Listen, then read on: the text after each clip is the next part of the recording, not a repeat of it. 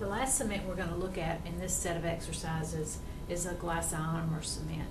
You remember in lab a couple of weeks ago you looked at GlassIonomers that were encapsulated, that are activated and put into an amalgamator and mixed. We had cements that are GlassIonomers, we had restorative materials that were GlassIonomers, and again these materials are one of the fastest growing aspects of adhesive or cementation that is available right now. All right, for this purpose our luting cement comes in powder, liquid. We also have a special powder dispenser, and this one hopefully is the easiest one to distinguish because it looks like a green scoop.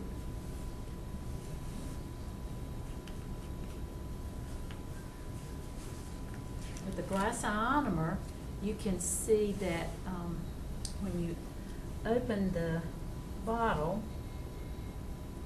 get it cleaned off a little bit, it's got a nice flat surface, and you go in with the powder measure,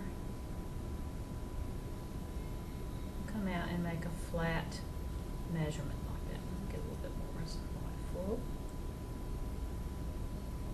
Scrape it along the edge of the bottle, and again, I don't want a bunch of the excess on the outside of the scoop because that's going to mess up my measurement. So there's one measure of powder.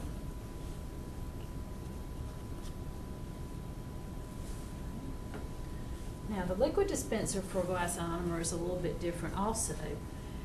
We have a rubber bladder right in here that's used to squeeze out the drop, the full drop.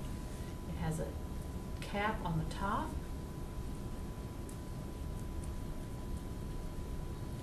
And you can see the liquid dispenser there. You turn it upside down and squeeze the brown rubber bladder. So 1 drop, 2 drops. Then you put the top back on because all of these liquids will evaporate if you leave them out on the pad too long. So get that out of the way. GlassIonomer is probably going to be your favorite because it's easy to mix. This particular cement is only mixed to a luting consistency, so we could cement a permanent crown, inlay, onlay, probably could be used for ortho bands, can be used for a variety of different things. So we've got a nice mix, all the powder on the edges. 1 powder, 2 liquids, and we've got a nice consistency there. Might be a little bit thin.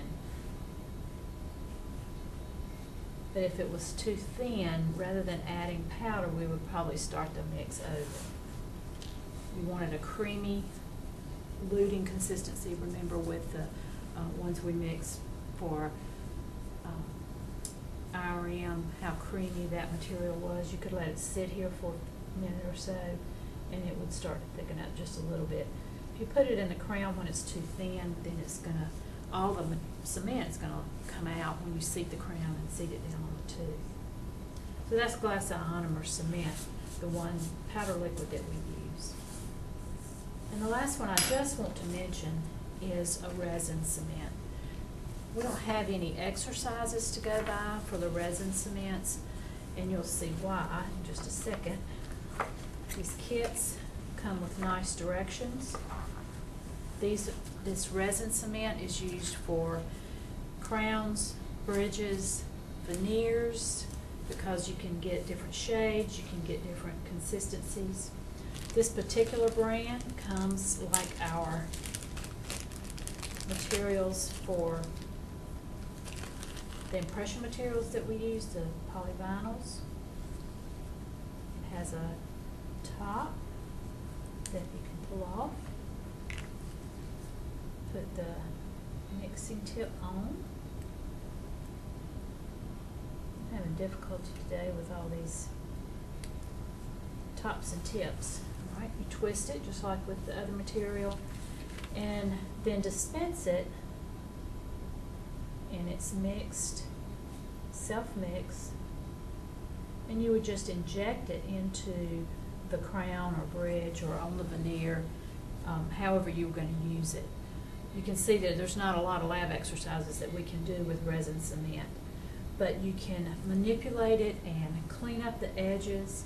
You can tack cure it, which means just put the curing light on it for a second to begin hardening it just a little bit, and then it's easier to clean off, especially around a veneer or around the margins of a crown.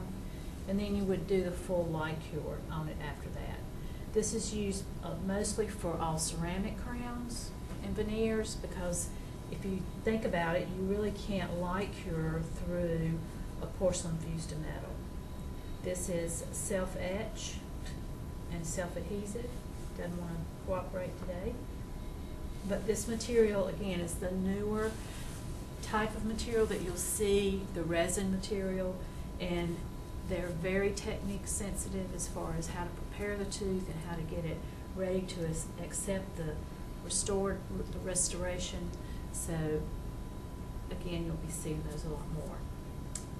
All right, that concludes all of our lab exercises for cements.